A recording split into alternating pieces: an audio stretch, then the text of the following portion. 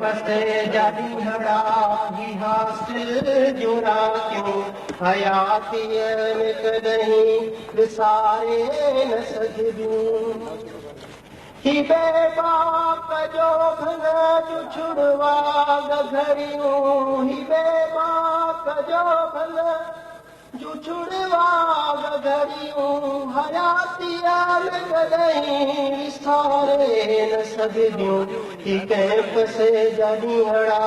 ही हासिल जुड़ा क्यों ठगी रोज सबरी किलासन में परचण किलासन का पारिन थी पोटे डोण पैमानिया जे खाइण में भी तकड़ एडी जो झटपट गिरे भी मथा भी गिरे भी ये दाल आलू फिराई गिरे बियूं हयातीअ में कदहीं विसारे न सघिजूं कैंप से जादी हड़ा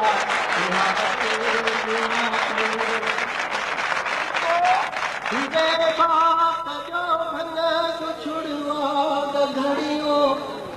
हयातीअ में कदहीं विसारे न सघिजूं ही कैंप से जादी हड़ा ही हॉस्टल जुड़ा क्यों ही हॉस्टल जुड़ा क्यों हलन हॉस्टल ते सभई हॉस्टल जा छोकरा इलेक्ट्रिकल मैकेनिकल सिविल जा जोरो के लगादी उन्हईअ खे दबाइणो सड़ियल गाॾियुनि जा हवाला ॿुधाइणो मिली जंहिं न मारी उहो भी जे धमकियूं हयातीअ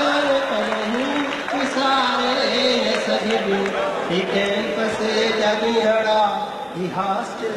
जुड़ा क्यों ही बेबाक जो भन जो छुड़वा गघरियूं हयातीअ में कॾहिं विसारे न सघिबियूं ही कैंप से जादी हड़ा ही हॉस्टल जुड़ा क्यों ही हॉस्टल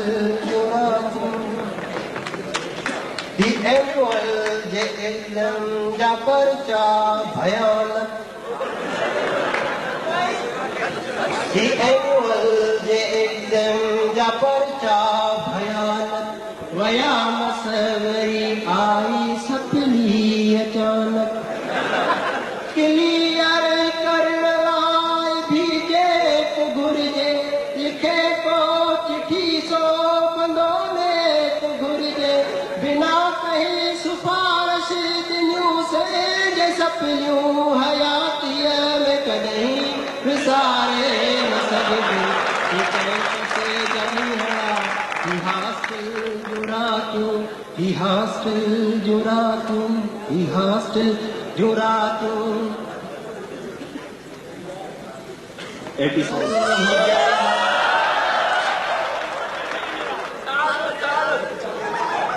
असां सां बि को एजुकेशन हुजे हा 3 पीस फुल सूट फैशन छो छोकिरा छेगिरा थी घुमनि हा छो न रेफरेंस में से पढ़नि हा ये सीनियरनि जूं सभई हसरतूं हयातीअ में कॾहिं विसारे न सघिबियूं ही कैंप से जादी हड़ा ही हॉस्टल जुड़ा क्यों ही हॉस्टल जुड़ा क्यों ही जेके क्लासनि जा बाइकाट आहिनि ही जेके क्लासनि जा बाइकाट आहिनि सिंध जी जल जे तालीम खे खाट आहिनि ही जेके क्लासनि जा बाइकाट आहिनि सिंध धरतीअ जे तालीम खे खाट आहिनि सिंधु माता जे तालीम खे खाचन खुदा वास्ते कुछ त सोचो जवानो मुनव्वर बदलजी चुको आ ज़मानो ही पंहिंजूं समूरियूं ख़तरनाक ग़लतियूं हयातीअ में कॾहिं